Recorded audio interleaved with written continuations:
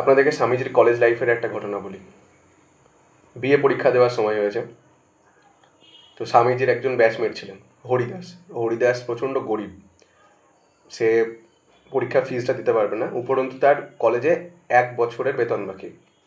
এবার সে ফিজটা হয়তো পরীক্ষার ফিজটা কোনোভাবে জোগাড় করতে পারবে, কিন্তু কলেজের 1 বছরের বেতন তার পক্ষে দেওয়া সম্ভব না।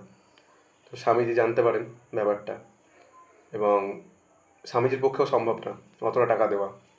তো কী করা যায়? তো স্বামীজি দেখলেন যে এই টাকাটা একজনই মুকুব করতে পারে, সেটা হচ্ছে কলেজের বৃদ্ধ কেরানি রাজকুমার বাবু।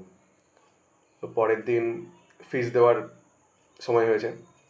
তো স্বামীজি রাজকুমার বাবুর কাছে যান, গিয়ে বলেন যে ও হরি খুব ভালো ছেলে, আপনি যদি ওকে পরীক্ষা দিতে দেন তাহলে ও খুব ভালো রেজাল্ট করবে, কিন্তু টাকার জন্য পরীক্ষাটা দিতে পারছে না। তো মুকুব করে দিলে ভালো হয়, নাহলে পরীক্ষা না দিতে পারলে সব মাটি হয়ে যাবে। রাজকুমার বাবুর সেদিন মুড ভালো ছিল না, খিটখিটে হয়েছিলেন।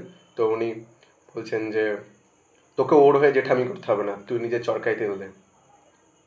তো স্বামীজি দেখছেন যে কাজ তো হলো না, কি করা যায়।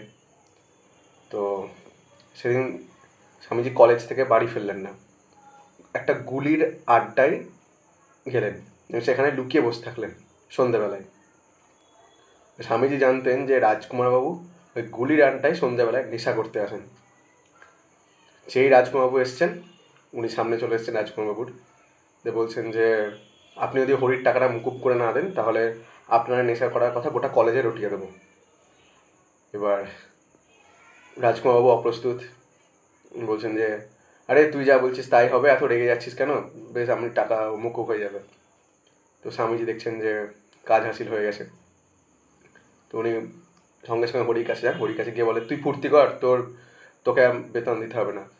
তো হরি বলছে মানে কী হলো? তো স্বামী সব ঘটনাটা বলেন আর দুজন মিলে হাসাহাসি করতে লাগেন।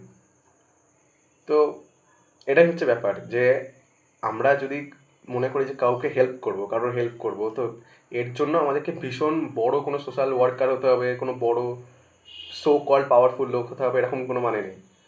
আমরা ছোট ছোট স্টেপ, ছোট ছোট পদক্ষেপের মাধ্যমে কারো হেল্প করতে পারি। তো এটাই ছিল সেই গল্পটা, স্বামীজির লাইফের একটা ঘটনা। ভালো লাগলে অবশ্যই ভিডিওটা লাইক করবেন। Thank you.